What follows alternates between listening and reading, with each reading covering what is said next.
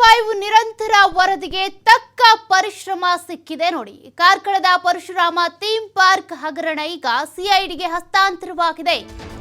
ಕಾರ್ಕಳದಲ್ಲಿ ಚುನಾವಣೆಗಾಗಿ ನಕಲಿ ಕಂಚಿನ ಪ್ರತಿಮೆ ನಿರ್ಮಾಣ ಮಾಡಲಾಗಿದೆ ಅಂತ ಟಿವಿ5 ವರದಿಯನ್ನ ಬಿತ್ತರಿಸಿತ್ತು. ಕಾರ್ಕಳದ ಪರಶುರಾಮ ಥೀಮ್ ಪಾರ್ಕ್ ಹಗರಣ ಈಗ ಸಿಐಡಿಗೆ ಹಸ್ತಾಂತರ ಆಗಿದೆ. ಕಾರ್ಕಳದಲ್ಲಿ ಚುನಾವಣೆಗೋಸ್ಕರ ನಕಲಿ ಕಂಚಿನ ಪ್ರತಿಮೆಯನ್ನ ನಿರ್ಮಾಣ ಮಾಡಲಾಗಿದೆ. ಸರ್ಕಾರದ 14 ಕೋಟಿ ದುಡ್ಡಲ್ಲಿ ಶಾಸಕ ಸುನಿಲ್ ಕುಮಾರ್ ಅವರು ಮಾಡಿರುವಂತಹ ಪ್ರತಿಮೆ. ಕರಾವಳಿ ಗಂಡುಗಲಿ ಪರಶುರಾಮನ ಕಂಚಿನ ಪ್ರತಿಮೆಗೆ 2 ಕೋಟಿ ಖರ್ಚಾಗಿತ್ತು. ವಿಧಾನಸಭಾ ಚುನಾವಣೆ ಹಿನ್ನೆಲೆ ಜನವರಿ 2022ರಂದು ಉದ್ಘಾಟನೆಗೊಂಡಿತ್ತು. ಕಂಚಿನ ಪ್ರತಿಮೆ ಅಂತ ಜನರಿಗೆ ಮೋಸ ಮಾಡಿದ್ದ ಆಗಿನ ಸಚಿವ ಸುನಿಲ್ ಕುಮಾರ್ ಕಂಚಿನ ಪ್ರತಿಮೆ ಅಂತ ಫೈಬರ್ನಲ್ಲಿ ಪ್ರತಿಮೆಯ ನಿರ್ಮಾಣ ಮಾಡಲಾಗಿದೆ ಅನ್ನುವಂಥ ಅನುಮಾನಗಳು ಆಗ ವರದಿ ಮಾಡಿದಂಥ ಸಂದರ್ಭದಲ್ಲಿ ಈಗ ಅದೇ ಪ್ರಕರಣ ಸಿಐಡಿಗೆ ಹಸ್ತಾಂತರ ಆಗಿದೆ. ದಾಖಲೆ ಸಮೇತ ಟಿವಿ5 ವರದಿಯನ್ನ ಮಾಡಿತ್ತು.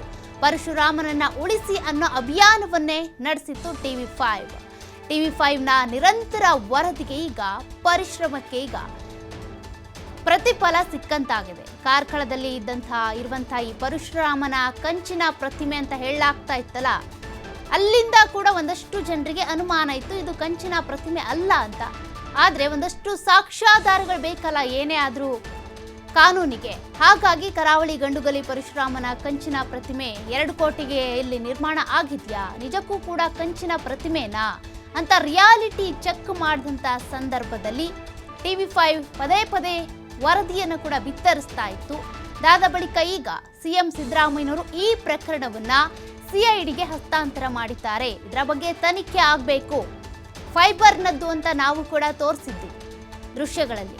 ಹಾಗಾಗಿ ಇದರ ಬಗ್ಗೆ ಸರಿಯಾದ ತನಿಖೆಯಾದರೆ ಈ ಚುನಾವಣಾ ಸಂದರ್ಭದಲ್ಲಿ ಚುನಾವಣಾ ಗಿಮಿಕ್ಗಾಗಿ ಆಗ ಶಾಸಕರಾಗಿದ್ದಂಥ ಸುನಿಲ್ ಕುಮಾರ್ ಅವರು ಚುನಾವಣಾ ಗಿಮಿಕ್ಗೋಸ್ಕರ ಮಾಡಿದಂಥ ಈ ಒಂದು ಪ್ರತಿಮೆ ಏನಿದೆ ಕಂಚಿನದ್ದು ಅಂತ ಜನರ ಎದುರುಗಡೆ ಪ್ರಚಾರ ಪಡ್ಕೊಳ್ಳೋಕೆ ಅಂತ ಮಾಡಿದ ಪ್ರತಿಮೆ ಫೈಬರ್ನದ್ದು ಅಂತ ಅನೇಕರು ವಾದ ಮಾಡ್ತಾ ಇದ್ರು. ನಾವು ಕೂಡ ರಿಯಾಲಿಟಿ ಚೆಕ್ ಅನ್ನ ಮಾಡಿಸಿದ್ವಿ.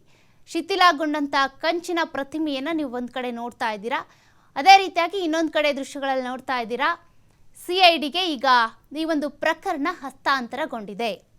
ಅಕ್ಟೋಬರ್ 4ನೇ ತಾರೀಕು ನಕಲಿ ಕಂಚಿನ ಪ್ರತಿಮೆಯ ಈ ವಿಸ್ತೃತ ವರದಿಯನ್ನು ನಾವು ಬಿತ್ತರಿಸಿದ್ವಿ.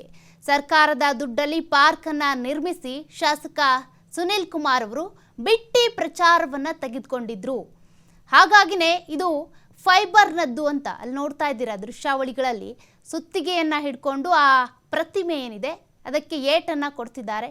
ಕಂಚಿನದ್ದಾದ್ರೆ ಸೌಂಡ್ ಬರಬೇಕು, ಫೈಬರ್ನದ್ದಾದ್ರೆ ಯಾವ ರೀತಿಯಾಗಿ ಸೌಂಡ್ ಬರುತ್ತೆ ಅದು ಕೂಡ ಗೊತ್ತಾಗುತ್ತೆ. ಹಾಗಾಗಿ ರಿಯಾಲಿಟಿ ಚೆಕ್ ಮಾಡಿದಂತಹ ದೃಶ್ಯಗಳದು. ಆ ದೃಶ್ಯಗಳಲ್ಲಿ ಆ ರಿಯಾಲಿಟಿ ಚೆಕ್ಕನ್ನು ಮಾಡಿದ್ರು. ಅಂದರೆ ಇದು ಫೈಬರ್ನದ್ದು ಪ್ರತಿಮೆ ಕಂಚಿನದ್ದು ಅಂತೇಳಿ ಸುಮ್ಮನೆ ಬಿಟ್ಟಿ ಪ್ರಚಾರವನ್ನು ಪಡ್ಕೊಳ್ತಾ ಇದ್ದಾರೆ ಅಂತ. ಕಾರ್ಕಳದಲ್ಲಿ ಈ ರೀತಿಯಾಗಿ ಧಾರ್ಮಿಕ ಭಾವನೆಗಳು ಅಂತ ಬಂದಾಗ ಜನರಿಗೆ ಹೇಗೆಲ್ಲ ಪ್ರತಿನಿಧಿಗಳು ಮೋಸ ಮಾಡ್ತಾರೆ ಅನ್ನೋದನ್ನು ನೋಡ್ಬೋದು ನೋಡಿ. ಈ ಒಂದು ಪ್ರಕರಣನೇ ಸಾಕ್ಷಿ. ಧಾರ್ಮಿಕ ಭಾವನೆಗಳು ಅಂತ ಬಂದಾಗ ಅತಿ ಹೆಚ್ಚಾಗಿ ರಾಜಕಾರಣದಲ್ಲಿ ಸದ್ದು ಮಾಡೋಂಥ ವಿಚಾರಗಳೇ ಇವು. ಇತ್ತೀಚೆಗೆ ರಾಮ ಮಂದಿರ ವಿಚಾರದಲ್ಲಿ ಏನೇನೆಲ್ಲ ವಿವಾದಗಳಾಯಿತು ಅಂತ. ಅದೇ ರೀತಿಯಾಗಿ ಈ ಧಾರ್ಮಿಕ ಭಾವನೆಗಳನ್ನು ಎಳೆದು ತಂದು ಈ ಕಂಚಿನ ಪ್ರತಿಮೆಯನ್ನು ಪರಶುರಾಮ ಅಂತ ಬಂದರೆ ಆ ಕಡೆ ದೇವರು ಅನ್ನೋ ರೀತಿಯಲ್ಲಿನೇ ಪೂಜೆ ಮಾಡ್ತಾರೆ. ಪರಶುರಾಮ ತಂದೆಗೆ ತಕ್ಕ ಮಗ, ತಂದೆ ಏನು ಹೇಳಿದ್ರೋ ಅದನ್ನೇ ಪಾಲನೆ ಮಾಡಿದಂಥ ಮಗ. ಹಾಗಾಗಿ ಪರಶುರಾಮನನ್ನ ಪೂಜಿಸುವಂತಹ ಅಲ್ಲಿನ ಜನರೇನಿದ್ದಾರೆ ಅವರ ಧಾರ್ಮಿಕ ಭಾವನೆಗಳಿಗೆ ಧಕ್ಕೆ ತಂದಿದ್ದಾರೆ ಅನ್ನೋ ನಿಟ್ಟಿನಲ್ಲಿ ಆರೋಪಗಳು ಕಂಡು ಬಂದಿದ್ವು.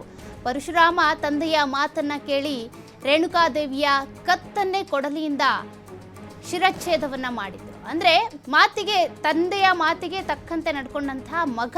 ಹಾಗಾಗಿ ದೇವರ ಆಗಿ ಪೂಜೆ ಮಾಡುವಂತ ಆ ಕಡೆ ಮಂಗಳೂರು ಕಡೆ ಪೂಜೆ ಮಾಡ್ತಾರೆ.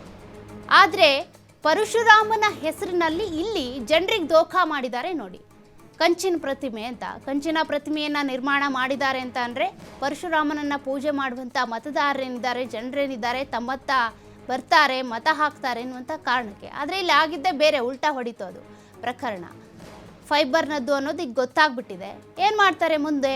ಯಾಕೆಂದರೆ ಸದ್ಯಕ್ಕೆ ಈಗ ಒಂದಷ್ಟು ಸಾಕ್ಷ್ಯಾಧಾರಗಳು ಸಿಕ್ಕರೂ ಕೂಡ ಅದು ಕಾನೂನಾತ್ಮಕವಾಗಿ ಪ್ರೂವ್ ಆಗಬೇಕಲ್ಲ. ಹಾಗಾಗಿ ಈಗ CM ಸಿದ್ದರಾಮಯ್ಯನವರು ಆ ಒಂದು ಪ್ರಕರಣವನ್ನು ಈಗ ಓಡಾಡ್ತಾ ಇದೆಯಲ್ಲ ಚರ್ಚೆ, ಫೈಬರ್ನದ್ದು, ಕಂಚಿನದ್ದು, ಎಷ್ಟು ಇವಾಗ 2 ಕೋಟಿ ವೆಚ್ಚದಲ್ಲಿ ಮಾಡಿದಂಥದ್ದು, ಅದೆಲ್ಲ ಏನು ಮಾಡಿದ್ರು ದುಡ್ಡು, ಹಾಗಾಗಿ CIDಗೆ ಹಸ್ತಾಂತರ ಆಗಿದೆ.